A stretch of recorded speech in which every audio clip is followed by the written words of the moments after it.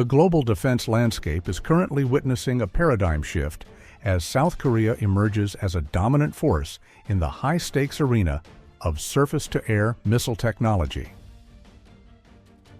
At the center of this transformation lies the M-SAM, also known as Cheongung-2, a medium-range air defense system that represents a unique synthesis of Eastern European kinetic heritage and Western digital precision. This weapon system has recently secured a series of landmark export contracts in the Middle East, signaling a significant realignment of military procurement trends. By examining the technical lineage, historical circumstances, and geopolitical implications of the M-SAM, a complex narrative emerges, one where a former student has not only mastered the lessons of its mentor, but has begun to displace that mentor in the international marketplace. The genesis of the M-SAM is inextricably linked to a historical anomaly known as the Bulgom, or Brown Bear, projects of the 1990s. Following the collapse of the Soviet Union, the Russian Federation found itself unable to repay approximately $1.5 billion in loans to South Korea. In an unprecedented move, Moscow agreed to settle a portion of this debt through the transfer of advanced military hardware and sensitive defense technologies. This era saw South Korea receiving T-80U main battle tanks and BMP-3 infantry fighting vehicles, providing Seoul with a rare opportunity to deconstruct and analyze the pinnacle of Soviet-era engineering. However, the most consequential aspect of this cooperation was not the hardware itself, but the collaborative research and development that followed in the early 2000s between South Korea's Agency for Defense Development and Russian defense giants such as Almaz-Antey and Fakal. Technical analysis reveals that the M-SAM is a direct descendant of the Russian S-350 Vityaz and the 9N-96 missile family. It utilizes a sophisticated cold launch mechanism, a signature Russian technology, where the missile is ejected from its canister by compressed gas before the main rocket motor ignites in midair. This allows for a 360-degree engagement capability and protects the launch vehicle from the intense heat of the initial ignition. Furthermore, the missile's airframe and control surfaces reflect the Russian philosophy of high maneuverability, utilizing side thruster technology to achieve the rapid course corrections necessary for intercepting modern, agile threats. However, the divergence between the M-SAM and its Russian progenitors is found within the electronic brain of the system. While the kinetic foundation remains Russian, South Korea replaced the original analog-leaning sensors and processing units with domestic cutting-edge digital technology. The Cheongung-2 features a multifunction X-band radar developed by Hanwha Systems, utilizing active electronically scanned array technology. This radar can simultaneously detect, track, and provide guidance for multiple targets, offering a level of situational awareness and electronic countermeasure resistance that surpasses many contemporary systems. Additionally, the software architecture was designed to be fully compatible with the Link 16 data link, the standard communication protocol for NATO and United States forces. This integration allows the M-SAM to operate seamlessly within a broader Allied network, a feat the original Russian S-350 cannot achieve. The strategic brilliance of this hybrid approach became evident in the early 2020s as global geopolitical tensions rose. South Korea had successfully created a system that offered the legendary reliability and brute force performance of Russian aerodynamics, but with the precision, reliability, and interoperability of Western electronics. This combination proved irresistible to nations seeking to modernize their air defenses without becoming entangled in the complex political and logistical web associated with purchasing directly from Moscow.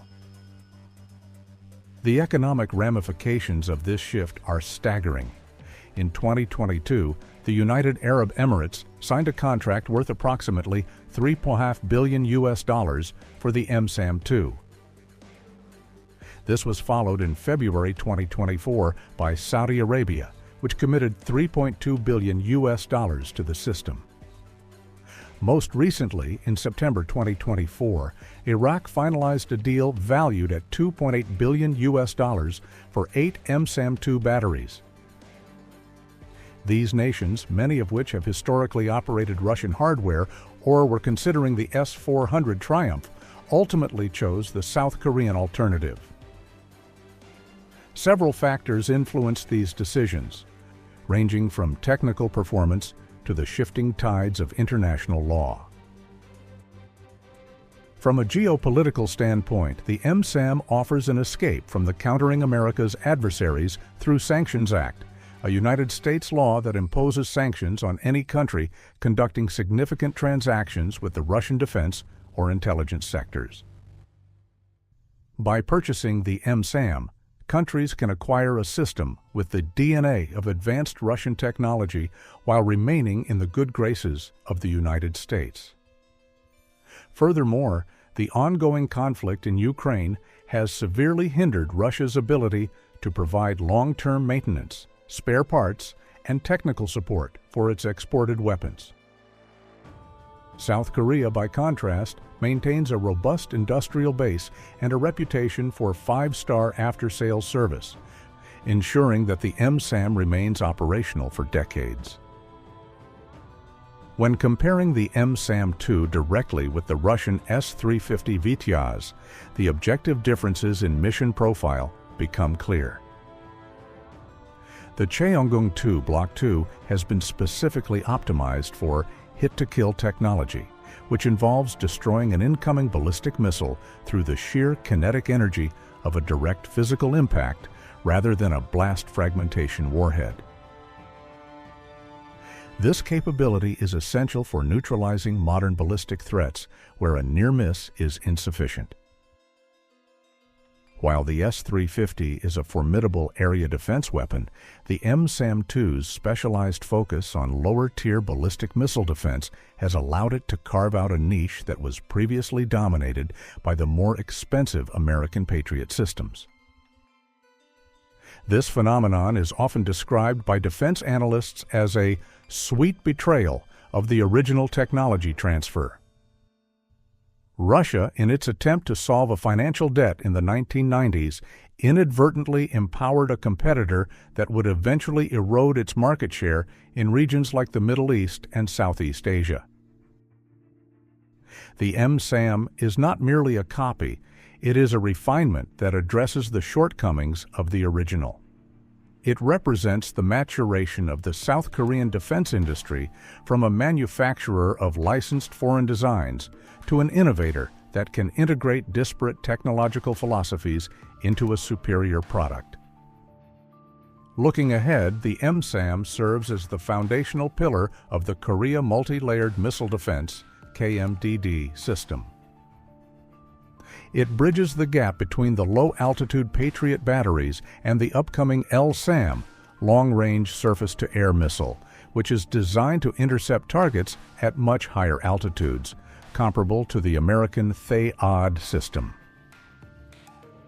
Interestingly, the LSAM also shows signs of having benefited from the early foundational knowledge gained during the Russian cooperation period, yet it is being developed with an even higher degree of domestic autonomy. In conclusion, the rise of the MSAM is a testament to the strategic patience and engineering prowess of South Korea. By leveraging a unique historical opportunity to learn from Russian kinetic expertise and then infusing it with domestic high-tech innovation, Seoul has created a weapon system that is both technically superior and politically more viable than its predecessors. As the MSAM continues to secure multi-billion US dollar contracts globally, it stands as a clear signal that the era of a bipolar defense market is over. The global arms trade has entered a new chapter defined by pragmatic hybrids and the undeniable ascent of K defense on the world stage.